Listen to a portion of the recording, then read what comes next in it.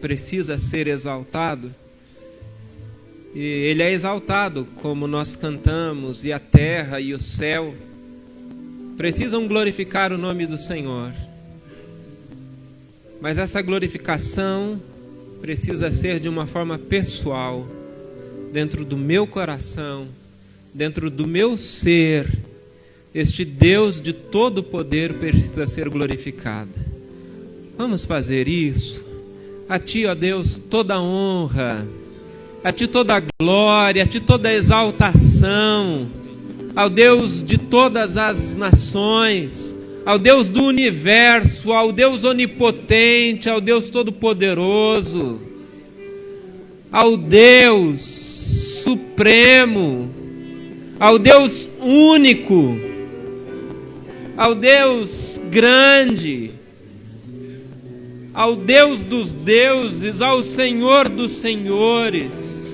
A Ti, único Deus, nós direcionamos todo louvor, toda adoração. E nós queremos, ó Deus, com todo o nosso coração, nós queremos fazer, ó Deus, o melhor para Ti. Queremos sentir o nosso coração arder em chamas, em alegria, diante da Tua presença, em todo o tempo de culto, de louvor, de adoração, de exaltação ao Teu nome. Ó Deus, que essa adoração não seja mecânica, mas que seja espontânea, que seja verdadeira, que seja profunda ao Senhor. Em nome de Jesus nós oramos. Nós oramos, Pai, assenta-te no trono dos nossos corações. Nós pedimos em nome de Jesus. Amém, Senhor. Amém. Vocês podem se assentar. Você já parou para prestar atenção, por exemplo, na trajetória de Abraão?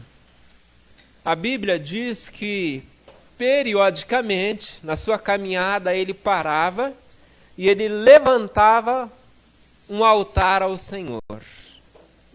Ele oferecia um sacrifício ao Senhor. E quando nós lemos a palavra de Deus, nós vamos perceber, e a palavra de Deus expressa toda a vontade de Deus. Eu não posso, por exemplo, adorar a um Deus que eu não conheço. Eu não posso oferecer ao Senhor um culto que eu não sei como funciona. Eu preciso entender essas verdades. Eu preciso compreender, eu preciso saber a quem eu adoro. Eu preciso conhecer o Deus a quem adoro. Eu preciso ter intimidade com este Deus. E a vontade de Deus é exatamente que o nosso coração ele possa bater no mesmo compasso do coração de Deus. A gente tem se reunido aqui periodicamente,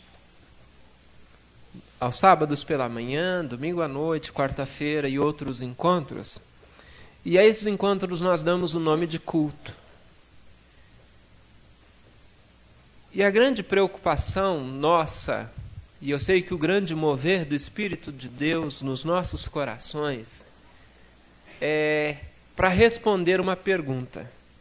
Será que poderia ser chamado de culto o nosso ajuntamento, todas as vezes que nós nos ajuntamos? Será que a gente pode dar esse nome e dizer que o culto é para Deus, é de Deus, é direcionado a Deus? Há um tempo atrás nós falamos aqui, e eu quero repetir essa história, já contei aqui várias vezes e vou trazê-la mais uma vez.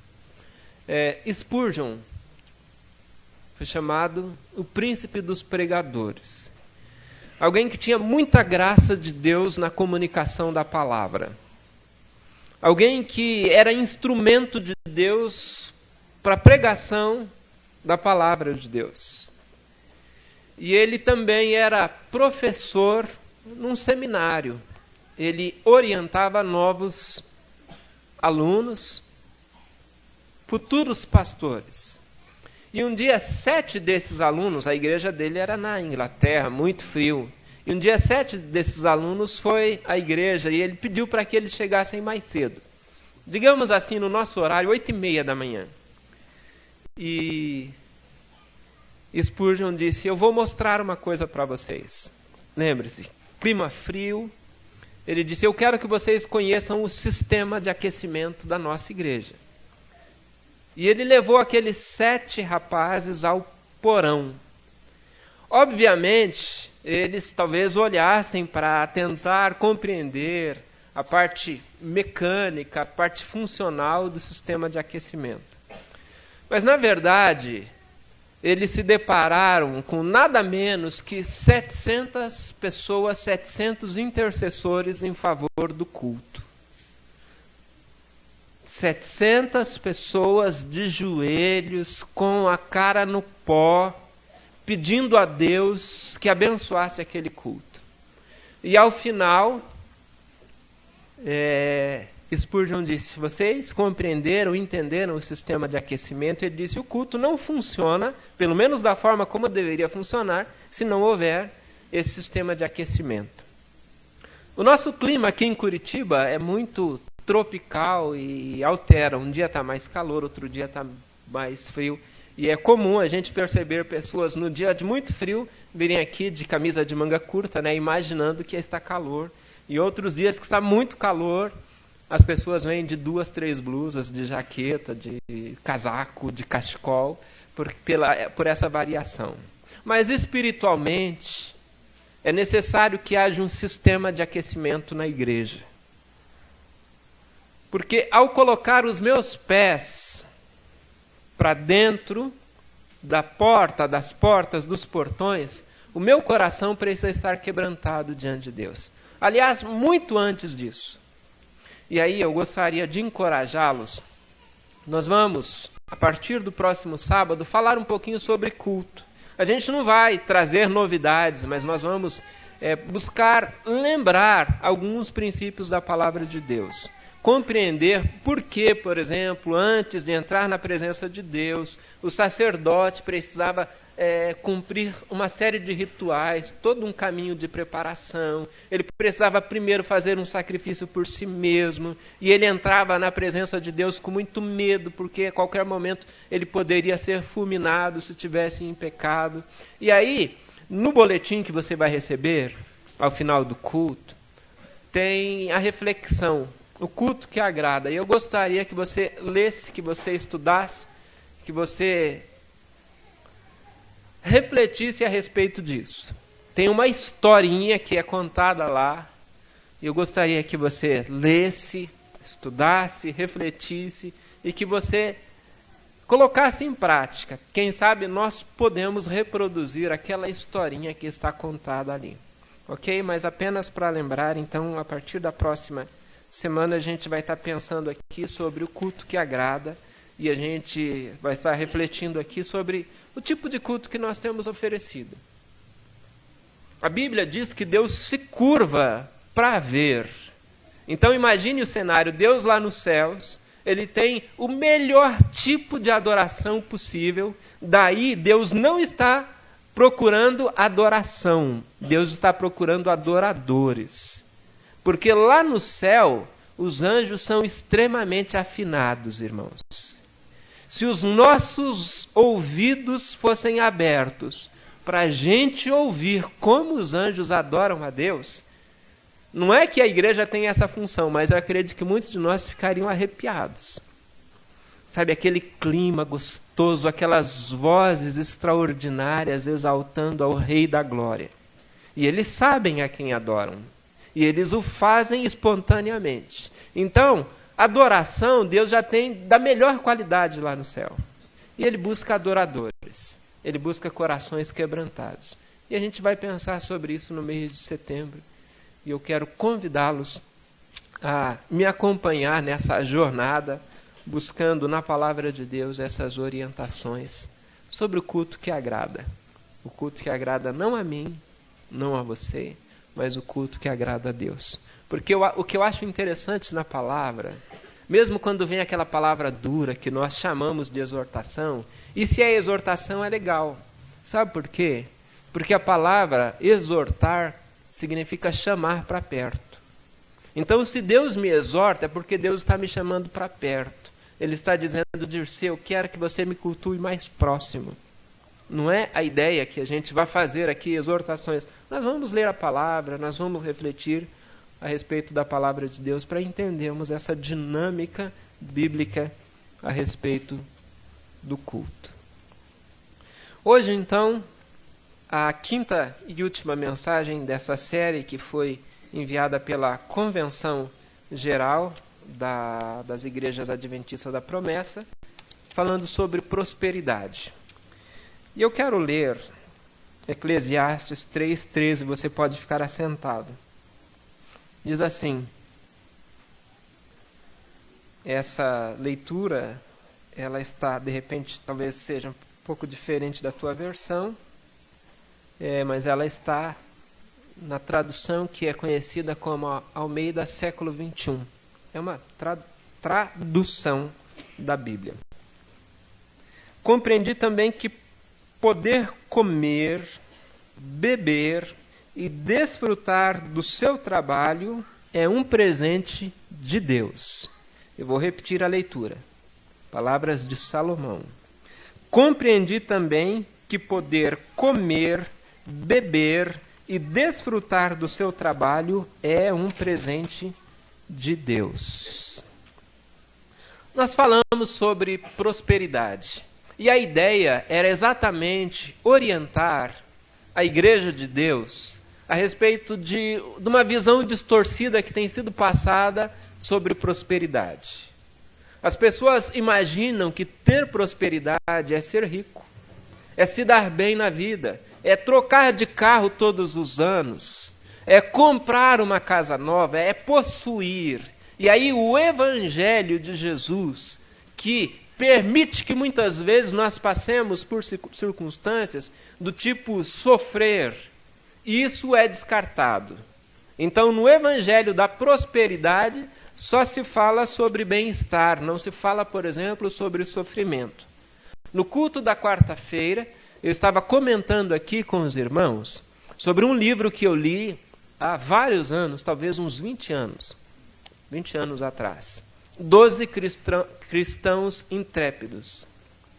E este livro conta a história dos 12 apóstolos.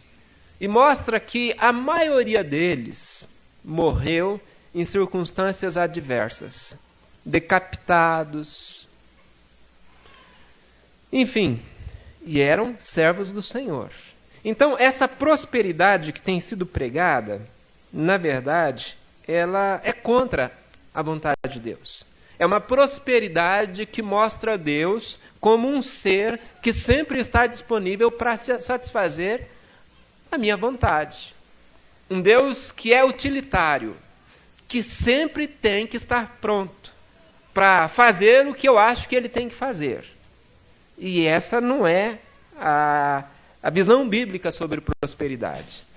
Prosperidade, como nós vimos, vem da palavra shalom, que além de paz, significa relacionamento, e relacionamento com Deus. Eu não posso pensar que eu sou próspero se eu não mantenho um relacionamento aproximado com Deus. Então vamos lá. Os propósitos da verdadeira prosperidade. A pergunta é, Deus quer que você seja próspero? Quer ou não? Amém? Inclusive financeiramente. E eu digo inclusive financeiramente. Porque a prosperidade não é só financeira. A gente viu semana passada, aqui na celebração ao Senhor pelos 41 anos da igreja, até Ezequiel que falou sobre quando se construía a igreja, construía o pátio, né? E só tinha 2 carros na igreja. E aí o pessoal achava que era muito construir um estacionamento desse tamanho para 2 carros. E a gente vê que, graças a Deus, hoje o estacionamento não é suficiente. Mas a intenção de Deus é nos fazer prosperar. A Bíblia diz que Deus ama a prosperidade dos seus filhos, inclusive financeira. A prosperidade financeira não é o fim em si. Primeiro, o meu relacionamento com Deus, primeiro o seu relacionamento com Deus. Ser próspero é desenvolver um relacionamento com Deus. Só que Deus quer que eu seja próspero com alguns propósitos. Nunca foi intenção de Deus que eu fosse próspero, por exemplo, para ter apenas uma conta bancária muito boa, para ter uma casa muito chique, para ter carros do ano, para ter conquistas no sentido financeiro e pensar que tudo aquilo é meu. E que eu me basto em mim mesmo, que eu me sinto autossuficiente porque eu posso fazer tantas coisas que o dinheiro me dá condições de fazer.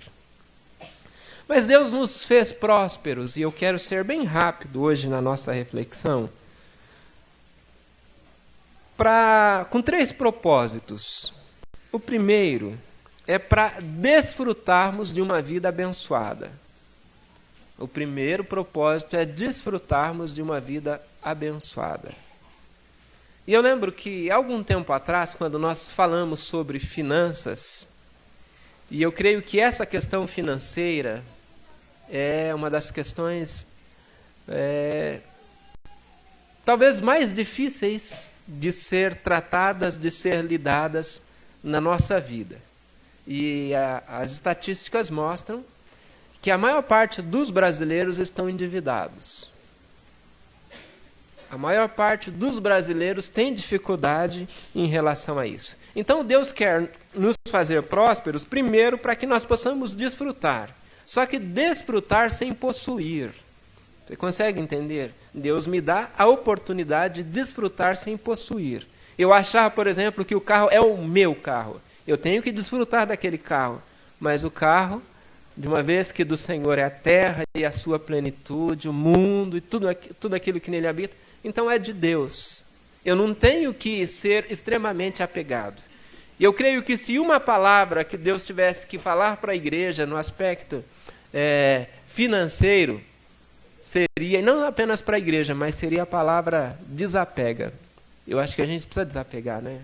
A gente é muito apegado.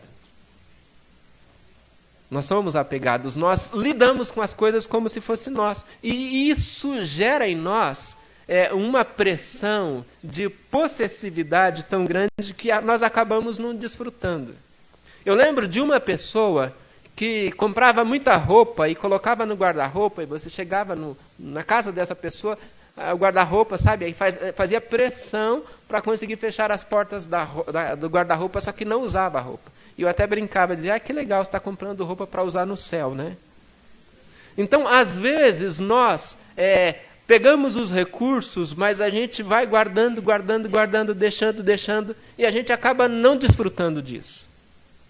Eu preciso ficar preocupado, porque eu tenho que me precaver. Aí eu vou guardar. Quem sabe vem uma perseguição e não vai ter mais roupa, e eu vou precisar de roupa. Então, essa não é a intenção. A gente precisa desfrutar daquilo que Deus nos dá condições de ter. Nós precisamos desfrutar. A gente precisa fazer aquilo que nós aprendemos na semana passada, sermos honestos com o dinheiro. A gente precisa fazer planejamento financeiro, mas nós precisamos também desfrutar. Nós precisamos desfrutar, a gente precisa celebrar as pequenas conquistas da vida. E as grandes também, mas a gente precisa celebrar. A gente precisa chamar os amigos para ir na nossa casa e dizer, vamos lá almoçar comigo, você não precisa nem levar nada. E eu estou cedendo, o pessoal já está aí, Estou cedendo o almoço, é por minha conta. Eu quero desfrutar, eu quero celebrar, eu quero agradecer, eu quero expressar a minha alegria, o meu prazer, o meu deleite em desfrutar daquilo que Deus me deu. Então Deus nos dá para a gente desfrutar. Aquele monte de sapatos guardados lá no seu closet, você não usa. Para quê? Aliás, a gente tem dificuldade com as mulheres. As mulheres só têm 2 pés e compram um monte de sapato. Não precisava. Mas comprar para guardar, ninguém vai usar sapato novo no céu.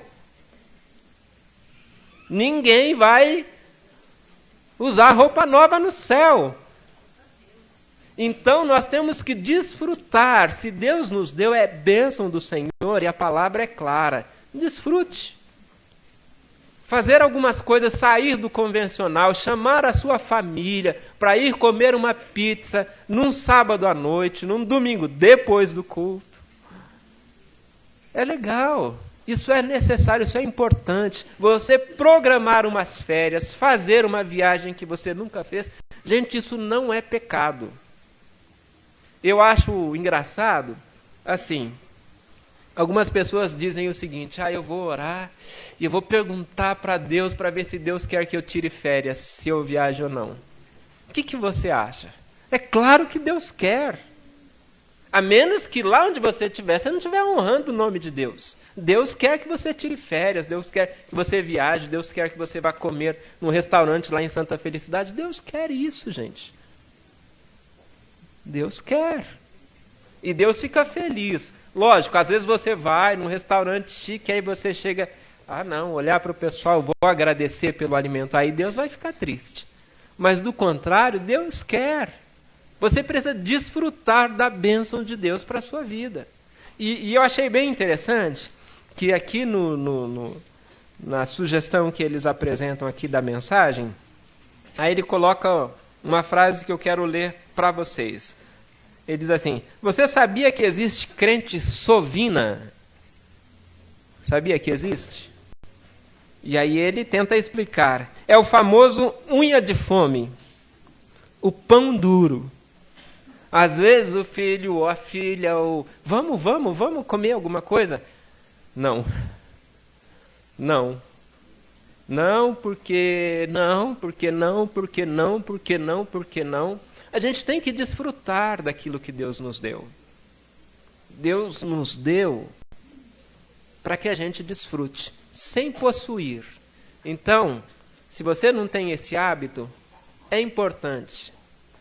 Programe-se. Se você não consegue agora, no ano que vem, daqui um ano a gente vai tirar férias. Você pode fazer uma poupança para as férias. Você pode tirar férias baratas. Eu sei de gente que arruma um tambor daquele de estar guardando moeda, né, Juscelia? Não chega tanto, mas eles estão ali para fazer para as férias. E é legal, eles colocam moeda, aqui é só moeda de R$1. Então a gente fazer alguma coisa assim, fazer esse planejamento. Nós vamos desfrutar daquilo que Deus nos deu.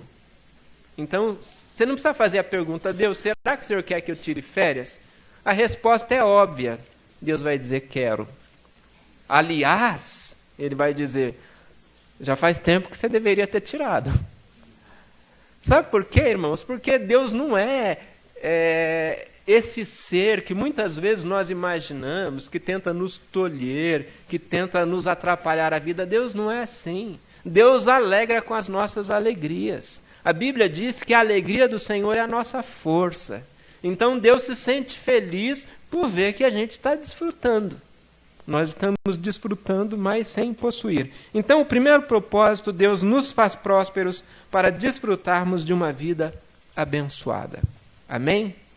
Então programe aí, você vai desfrutar um almoço, um jantar, uma pizza, vai num parque, fazer piquenique, por exemplo. A gente não precisa fazer coisas tão caras, mas é tão bom a gente poder fazer isso, ter esses momentos. Semana passada eu fui com o Nicolas lá de manhã, domingo, na Praça dos Menonitas. Aí encontrei um monte de gente lá fazendo um lazer que eu achei muito legal. O pessoal levou um monte de cadeira de praia. Olha só, lazer de pobre, mas legal. Levou uma cadeira de praia, colocou lá na sombra e ficou lá, observando. Pessoas levaram livros para ler. Eu falei: olha só, às vezes a gente fica dentro de casa assistindo aqueles programas horríveis do domingo. A gente pode fazer uma coisa assim, estar próximo com a nossa família, sair, fazer uma coisa diferente, sem custos mais elevados. Nós precisamos fazer, tomar a iniciativa, porque alternativas tem muitas. O segundo propósito, Deus nos faz prósperos para socorrermos os necessitados. Então Deus nos dá prosperidade não tão somente para mim. Pensar para mim, agora se Deus me deu prosperidade, então todos os dias eu vou comer fora. Eu vou viajar toda semana, eu vou fazer isso. Não é para isso. Mas Deus nos deu prosperidade para socorrermos os necessitados. E é tão bom quando você tem condições e você pode ajudar alguém. Quando Deus fala ao seu coração e você ouve. Porque a gente seleciona, né, o que nós queremos ouvir de Deus. Então, quando é uma coisa boa, a gente diz, é de Deus. Quando Deus diz, por exemplo, dê uma oferta para o teu irmão, vai lá dar R$100 para ele. Você diz, sai diabo, sai diabo. Você acha que não é Deus. E é muito interessante a gente poder socorrer as pessoas. A gente poder ajudar as pessoas. A gente estar aberto, dizer, ó Deus, tudo que eu estou administrando não é meu, mas é teu. Se o Senhor deseja compartilhar com outras pessoas, porque essa é a intenção de Deus. Então, se a gente pudesse tentar desenhar aqui uma imagem, seria um copo que está mais acima e esse copo é você. E abaixo de você, vários outros copos. Então, Deus te faz transbordar para que aquilo que passa por você possa alcançar a vida de outras pessoas. Possa abençoar a vida de outras pessoas. Então, Deus quer que a gente seja próspero, não para sermos sovinas, não para guardarmos só para a gente, mas para podermos abençoar a vida de outras pessoas. Para podermos socorrer a vida de outras pessoas. Para sermos parceiros de Deus, abençoando a vida de outras pessoas. E aí, lembrar que nós estamos falando sobre prosperidade. E nós não estamos falando apenas sobre finanças. Mas se Deus abençoa a minha vida, se eu tenho o meu momento com Deus, se eu sou alimentado pela graça de Deus, eu também posso dividir isso com o irmão. Eu também posso compartilhar isso com o meu irmão. A bênção de Deus vem para mim e eu transfiro para a vida do meu irmão. Às vezes nós não temos, muitas vezes, essa cultura de ajudar, de socorrer. Eu já contei para vocês e quero contar de novo. Uma experiência que para mim foi muito interessante. Algumas mulheres vão se lembrar disso. Houve uma época que a mulherada elas fizeram aí uma mobilização para que elas comprassem a Bíblia da mulher. Agora também tem a Bíblia do homem, viu? Homens. Mas a Bíblia da mulher. E eu fui comprar em São Paulo, mais barato.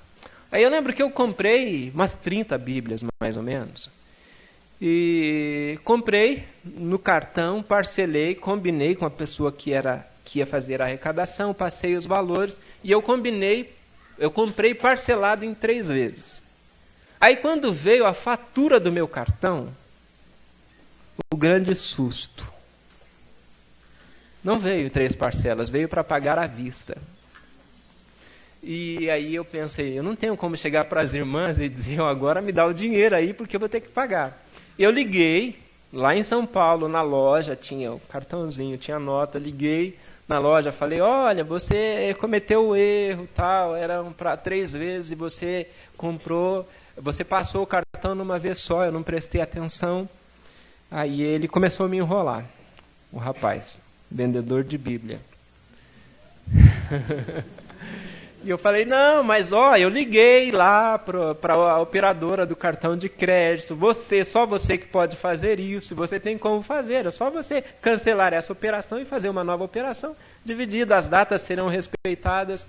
Ele falou, eu vou fazer. E aí eu liguei a primeira, segunda, terceira vez, e aí, enfim, venceu o prazo, estava vencendo o prazo, eu liguei de novo, e eu falei para ele, quer saber de uma coisa?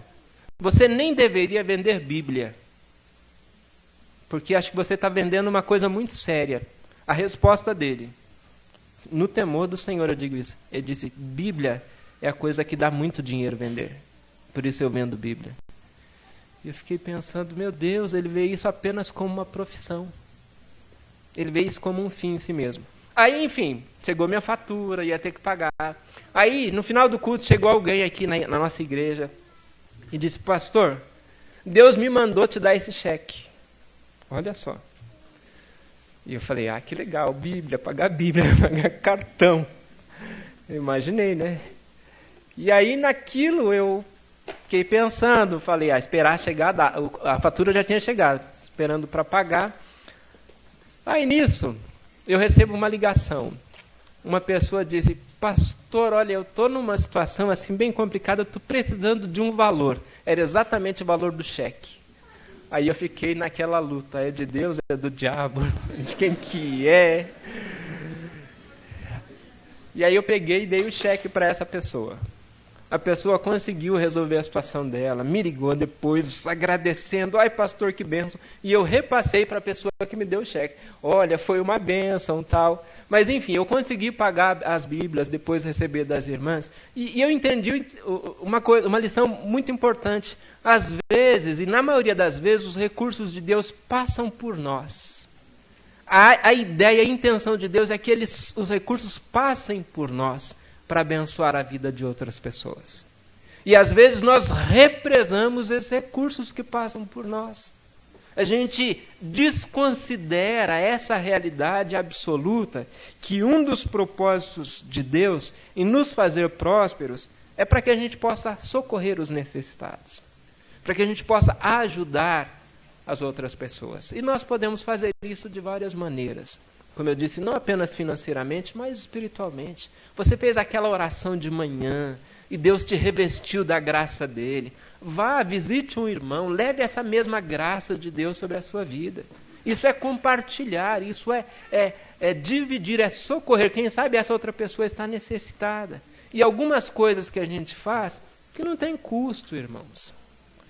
Eu estava ontem, já à noite, no hospital, esperando para fazer uma visita, e aí a pessoa da recepção pediu para eu aguardar, porque era a troca de plantão, e eu estava aguardando, estava lendo, estava com um livro, e fazendo essa leitura, e sentaram-se duas mulheres do meu lado, e a mulher quase não conversa, né? E aí conversa para lá, conversa para cá, conversa para lá, conversa para cá, e chegou uma terceira. Aí é que ficou mesmo.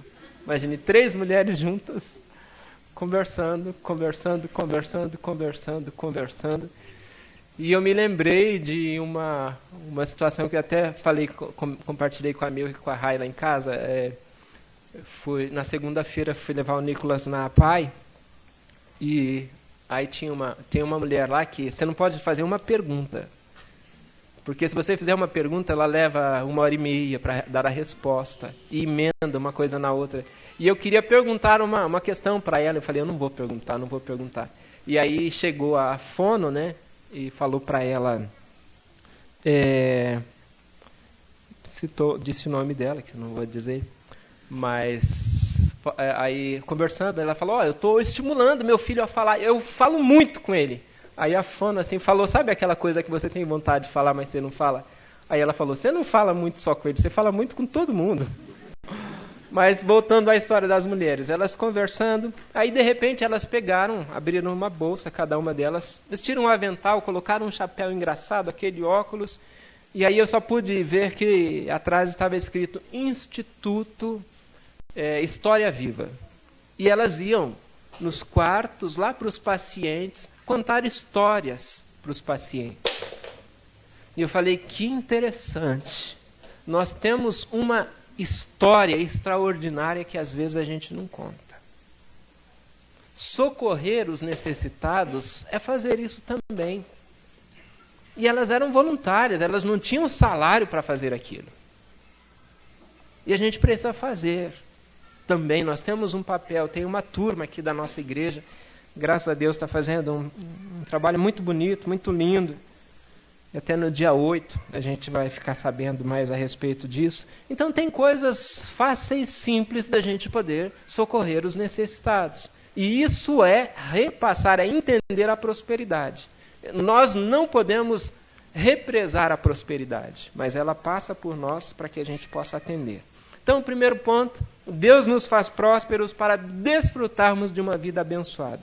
Então, não seja sovina, não seja mão de vaca, não seja unha de fome, não seja pão duro, compartilhe, celebre, porque você não vai levar nada daqui senão o seu relacionamento com Deus. O segundo motivo, Deus nos faz prósperos para socorrermos os necessitados. A gente tem a oportunidade de fazer vazar de nós a bênção de Deus. E o terceiro e último propósito porque Deus nos faz prósperos, Deus nos faz prósperos para investirmos no avanço da sua obra. Para doarmos, para ofertarmos para missões. A gente não tem muito essa cultura. Mas, por exemplo, se você for numa igreja, pegando um exemplo, a PIB, você vai na PIB lá, um valor muito próximo ao da renda da igreja, da renda dos dízimos lá, é o que eles investem em missões, para a pregação do Evangelho. A gente não tem muito essa cultura ainda, mas precisamos. Então as pessoas têm esse entendimento. Elas têm o coração aberto. Elas entendem o propósito da prosperidade, que é para que elas ajudem a obra de Deus. Deus nos faz prósperos para investirmos no avanço da sua obra. Então não é para que eu fique com os recursos. Falar em avanço da obra, irmãos, eu me lembrei disso. Ainda dá tempo. Não estava aqui no meu programa. Ainda dá tempo. Se alguém quiser ajudar as crianças da África a estudar, R$600 por ano, dividido em 4 parcelas de 150, as crianças lá de Moçambique, ainda dá tempo. Você tem até amanhã para me procurar e você vai dar 1 ano de auxílio para essas crianças por apenas 4 parcelas de R$150 ajudar essas crianças. Você vai comprar chinelo, porque elas não têm chinelo, vão para a escola sem chinelo. Você vai comprar uniforme, você vai comprar, através da sua contribuição, material escolar e você ainda vai ajudar no lanche dessas crianças, com apenas 4 parcelas de R$150. Veja como pode se fazer muito por crianças lá fora por um valor muito pequeno. Mas não era o assunto. Eu olhei para o cartaz e lembrei. Ainda está lá o cartaz, né? Para adoção institucional, adoção para essas crianças. Então Deus nos faz prósperos para investirmos na obra dele, para doarmos. Então eu vejo, está faltando aqui na igreja, sei lá, está faltando alguma coisa, eu posso doar isso para a igreja.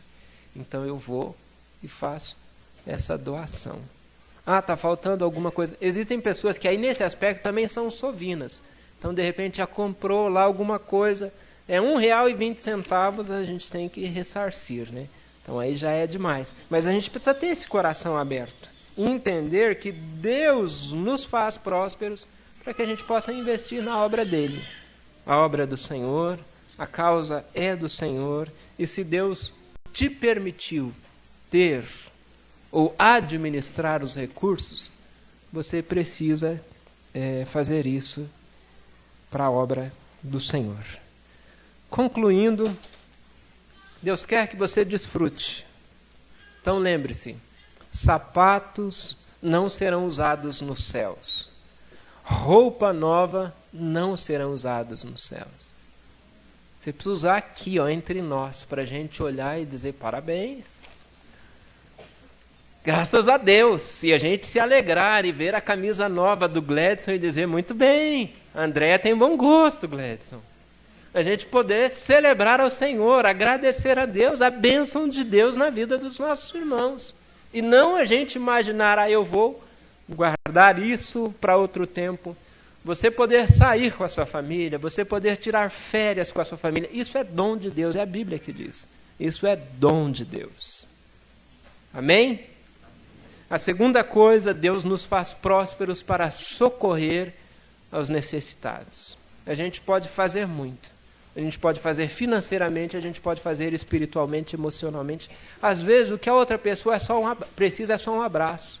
Então deixa a tua correria, o teu tempo e vá lá, dê um abraço na outra pessoa. ou compartilhe: olha, eu li esse texto aqui hoje e me abençoou tanto. Eu gostaria que você fosse abençoado também através dessa palavra de Deus. Você vai lá, você vai estar compartilhando prosperidade, porque essa é a intenção do coração de Deus. E Deus nos faz prósperos para podermos investirmos na sua obra, na expansão da sua obra, na casa do Senhor. Eu observo isso. Então eu vou doar um microfone novo, vou doar um instrumento novo. Estou citando assim genericamente alguns exemplos. Porque é a intenção de Deus nos fazer prósperos. Salmo 37 diz que Deus ama a prosperidade dos seus filhos. Deus ama a tua prosperidade. Deus quer que você seja próspero. E Deus quer que você seja próspero para investir no reino dele. Encerro, antes da nossa oração, compartilhando a experiência de Henry Ford.